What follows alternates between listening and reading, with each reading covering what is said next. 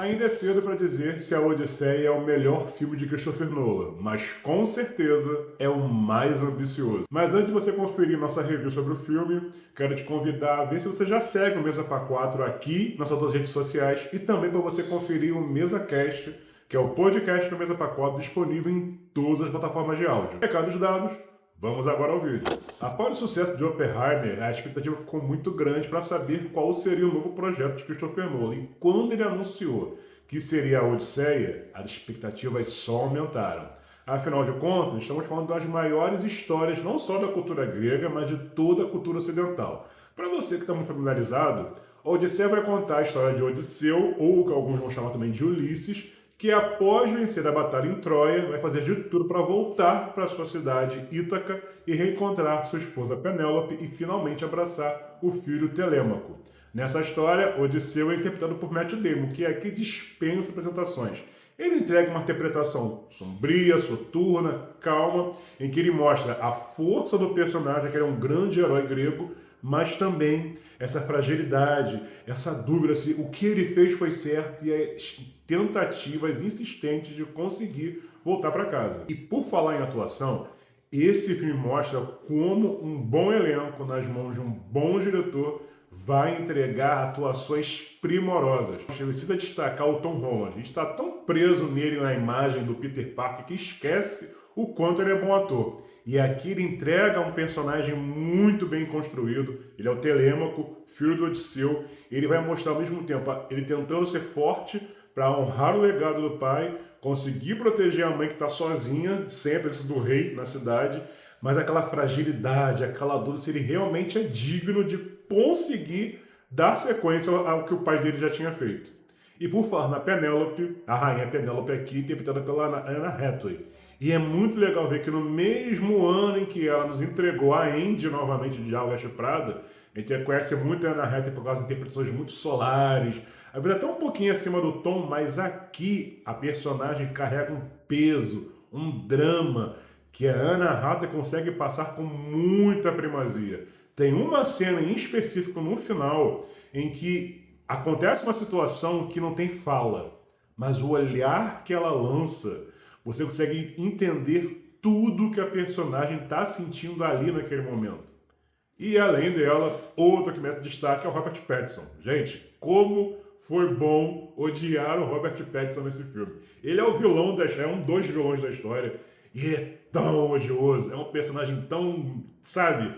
Tipo o que você viu ele fazer em O Diabo de Cada Dia da Netflix, aqui você vai ter prazer em odiar esse personagem. Ainda é cedo para falar de Oscar, mas eu ficaria muito feliz quando a academia anunciasse os indicados e o John Leguizamo entrasse como ator coadjuvante. Aqui não é só questão de figurino e de maquiagem, mas a atuação dele aqui, ele consegue passar toda a carga do seu personagem. Ele faz um dos leais amigos do Odisseu, que está sofrendo com a demora para ele voltar para casa. Ao mesmo tempo ele é velho, ele é cego, ele tem todas umas limitações e ele passa isso com maestria para a tela. Uma coisa que vai destacar também do filme é que eles são quase 3 horas, afinal de contas é um épico, mas por incrível que pareça, você não sente essas 3 horas passarem. É muito fluido, a toda hora acontece alguma coisa e o Nolan consegue ali manter a tensão do filme até o final.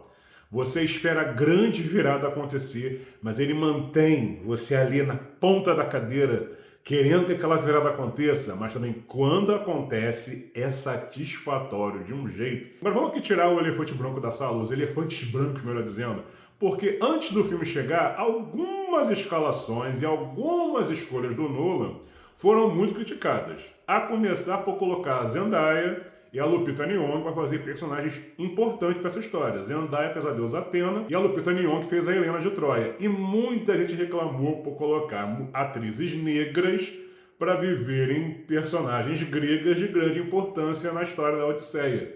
E eu vou te falar, as duas juntas não levam 5 minutos de tela. Acho que foi o salário mais fácil que as duas atrizes receberam. Mas sinceramente, não é o que incomoda. Para a questão da Zendaya explicando por que é ela que vive a Atena no filme. Mas o que eu acho engraçado é que toda essa reclamação, atrizes negras fazendo personagens gregas, mas quando o Gerald Butler fez um deus egípcio, eu não vi essa reclamação. Então, Qual será que é o real motivo dessa reclamação toda? Além disso, outra questão que foi muito falada, isso muito antes de saber quem seria quem, e até antes do filme chegar, de ter trailer, era que Elliot Page faria o Aquiles. Muita gente reclamou, né? Ah, nós saímos do Brad Pitt para o Homem Trans. Bom, então vamos lá. Respira.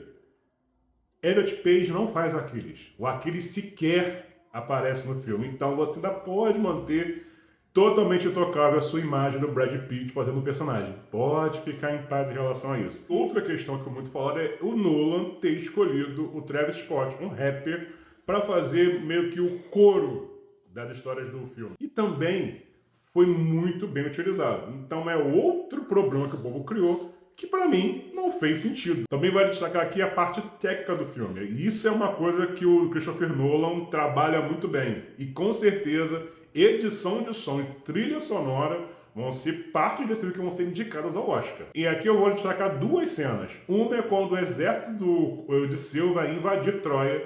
E aqui a trilha sonora acompanha os passos do exército. É muito bem construído, muito bem editado. Você, quando for assistir, você vai perceber isso. E uma outra parte também é quando eles vão encarar as sereias. E aí o Odisseu, para os homens dele não sucumbirem ao encanto das sereias, fala para eles colocarem cera no ouvido. Quando eles colocam cera nos ouvidos, o som vai se abafando à medida que o exército vai tapando os ouvidos. Isso eu achei muito legal. E aqui vai uma dica. Se você for assistir a Odisseia, você tem que assistir numa sala IMAX para poder ter toda a experiência imersiva que o filme vai te proporcionar. Então, aqui no Mesa para 4, em relação à Odisseia de Christopher Nolan, eu arrasto não apenas 4 cadeiras, mas coloco uma mesinha com um bom sorvete grego para acompanhar essa história. E agora eu quero saber de você. Você já assistiu a Odisseia? O que você achou do filme? Quero saber a sua opinião, você sabe muito bem aonde. Aqui nos comentários.